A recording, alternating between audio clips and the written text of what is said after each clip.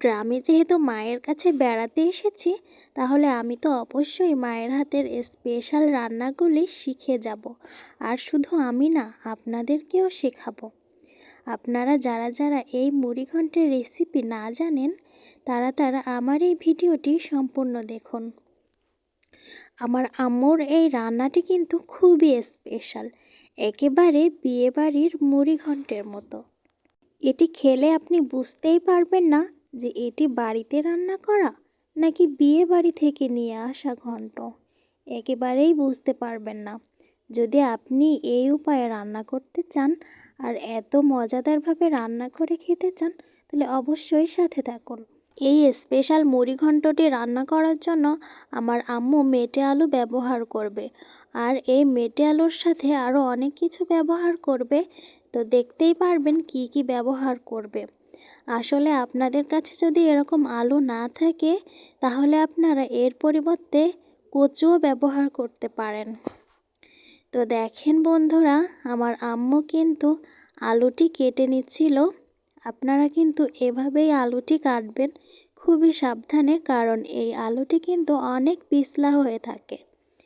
আর আপনারা ভাবতে পারেন এই আলুটি খেতে একদমই ভালো লাগবে না, যেহেতু আলুর কালারটা সাদা নয়। এটা কিন্তু নয় বন্ধুরা, আলুর এটি একটি আলাদা জাত। আসলে এটি কষ্টা নয়, এটি এরকম বেগুনি রঙের। তো বন্ধুরা, আমার আম্মু সম্পূর্ণ আলুগুলি কেটে নিয়েছে, দেখতে পাচ্ছ। আর এই ঘন্টটা রান্না করার ভেতরে আমার আম্মু মুগ ডাল ব্যবহার করবে। মুগ ডালটি সর্বপ্রথমেই খুব সুন্দরভাবে ভেজে নিতে হবে। তোমরা কিন্তু খুব সুন্দরভাবে ভেজে নিবে, ঠিক এইভাবে লাল লাল করে, তা না হলে পানিতে দিলে এটি গলে যাবে। তো দেখো, ভাজা শেষ হয়ে গেলে এর ভেতরে মসুর ডাল মিক্স করে ভালো করে ধুয়ে এরপর আমার আম্মু সেদ্ধ করতে বসিয়ে দিয়েছিল চুলাতে। তোমরাও কিন্তু মুগ ডাল ভেজে তারপর সেদ্ধ করবে। আর এটি হলো সেই কাতলা মাছের মাথা, এইটা দিয়েই আজকে আমার আম্মু মুড়িঘন্ট করবে। আর আরেক পাশে রাইস কুকারে আলুটি ভালো করে সেদ্ধ করে নিচ্ছিল, সেদ্ধ করে কষটা ছাড়িয়ে নিতে হবে। তো দেখো, আমার আম্মু কিন্তু মাছটা ভাজি করে নিচ্ছে চুলাতে। তো মাছ ভাজি করা কমপ্লিট, ডাল সেদ্ধও কমপ্লিট। এখন আমার আম্মু তার কাঙ্ক্ষিত রান্নাটি শুরু করবে। তো প্রথমেই হাঁড়িতে পরিমাণ মতো তেল দিয়ে দিয়েছিল, আর এরপরে দিয়ে দিয়েছিল স্বাদ মতো পেঁয়াজ। আপনারা যে যেমন পেঁয়াজ খেতে পছন্দ করেন তারা তেমনই দিবেন। তবে মনে রাখবেন, এইটা যেহেতু একটু গরু পাকের রান্না, তো পেঁয়াজটা একটু বেশি ব্যবহার করলেই ভালো লাগবে। আপনারা একটু বেশি ব্যবহার করার চেষ্টা করবেন।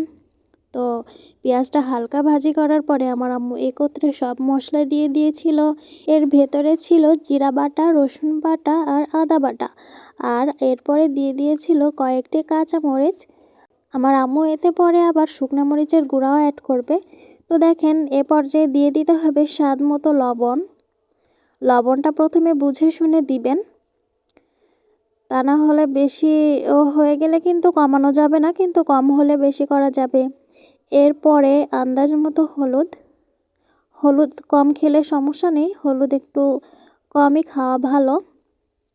তো দেখেন, আমার আম্মু কিন্তু দিয়ে দিয়েছিল, আর এর ফাঁকে একটু পানি দিয়ে দিয়েছিল, কারণ লেগে যাচ্ছিল এর কারণে। তো এরপরে দিয়ে দিয়েছিল আমার আম্মু শুকনো মরিচের গুঁড়া।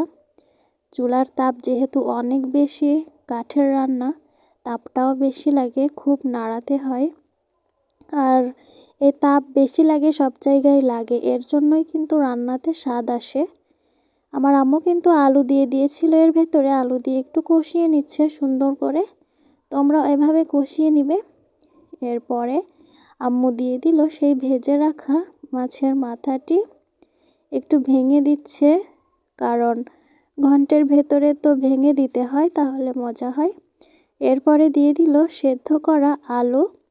এই আলুটা কিন্তু অত বেশিও সেদ্ধ করা যাবে না, হালকা একটু সেদ্ধ করতে হবে। যদি বেশি সেদ্ধ করা হয়ে যায় তাহলে রান্না করার সময় ভেঙে যাবে, কোনো চিহ্ন থাকবে না। একটু তো ভাঙতেই হবে, না ভাঙলে তো আর মুড়িঘন্ট হয় না। তো একটু একটু ভাঙবে, একটু একটু আস্ত থাকবে, তাহলেই ভালো লাগবে।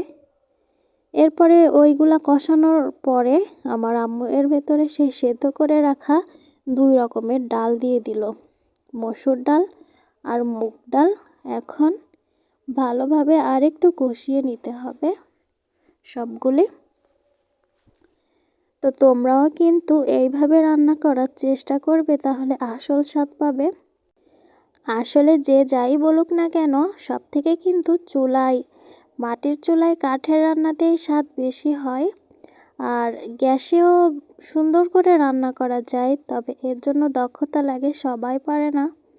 অনেকে আবার গ্যাসের চুলায় বেশি ভালো রান্না করতে পারে চুলার থেকে, আবার অনেকে চুলায় ভালো রান্না করতে পারে।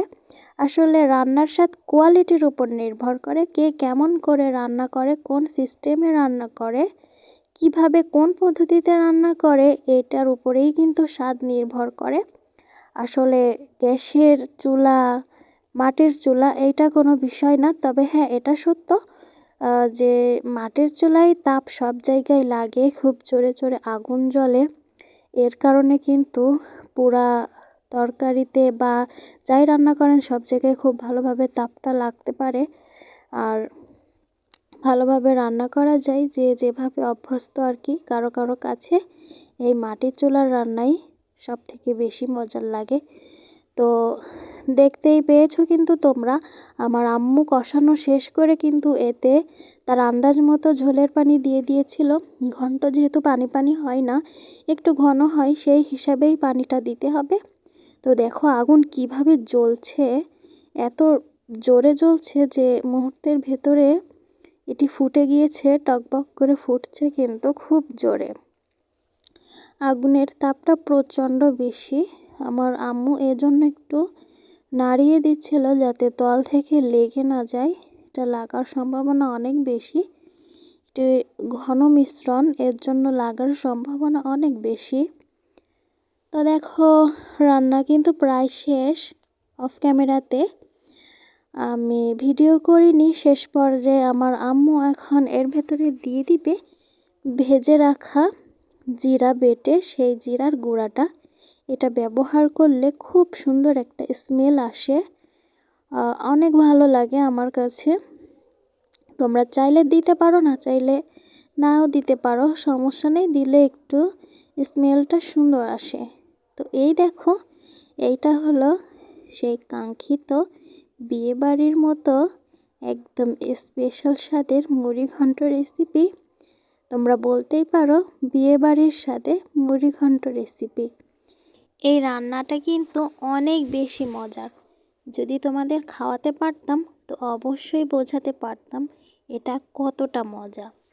তো তোমরা যদি এই মজাটা উপভোগ করতে চাও তাহলে এভাবে রান্না করো।